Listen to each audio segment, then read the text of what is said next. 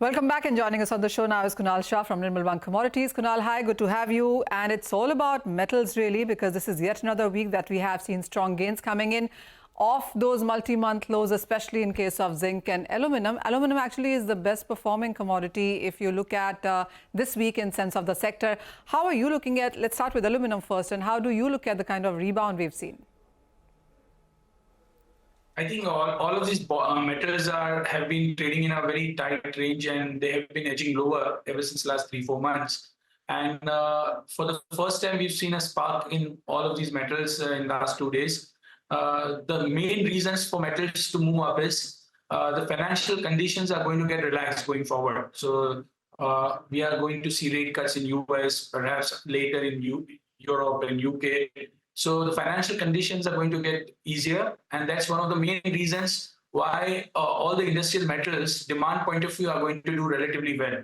Number two, China is showing sign of stability. So if you look at last 2 months' data, industrial production have been edging up, their manufacturing PMI have moved up. So I think it's a time when, even though their real estate sector, which is right now in a problem, if China continues to support them by giving them some stimulus or restructuring the debt of the big builders, big developers, which is very likely, so the demand growth of metals is going to rise from here.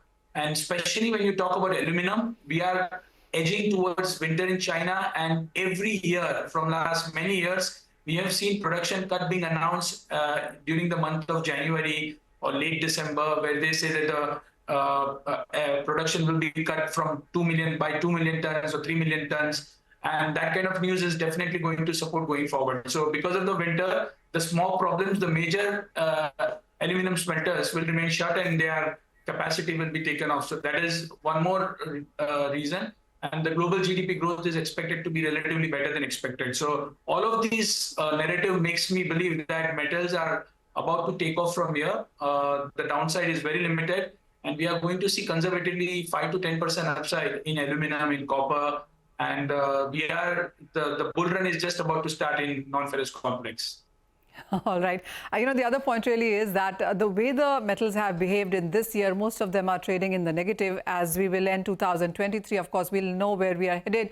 But the other point really has been that it has been, underpossessed, or rather say underbought in sense of funds as well. When the weightages come in the month of January for 2024, are you looking at higher allocations within this asset class?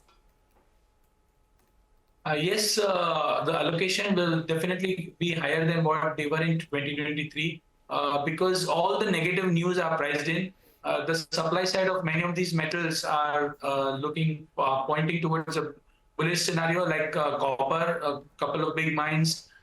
We've seen a production cut being announced there. So yes, I would say the reallocation in metals is very likely going forward in 2024.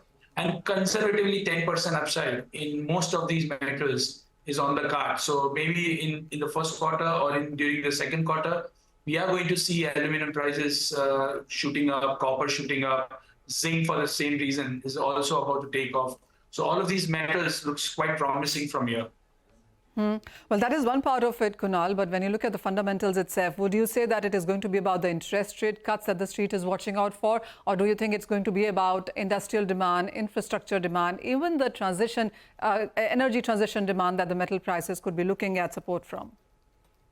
Yeah, so it's a changing geopolitical order. We are going to see the demand growth of all of these metals. I keep saying in all of your shows, and I reiterate, the demand growth is going to shift from China to other parts of the world. So like, for example, in India, I'm expecting copper demand growth to move up to 20 to 25% in next 2.5 years, because the kind of demand what India is going to, we are going to need for the power sector, we are going to need from the construction sector.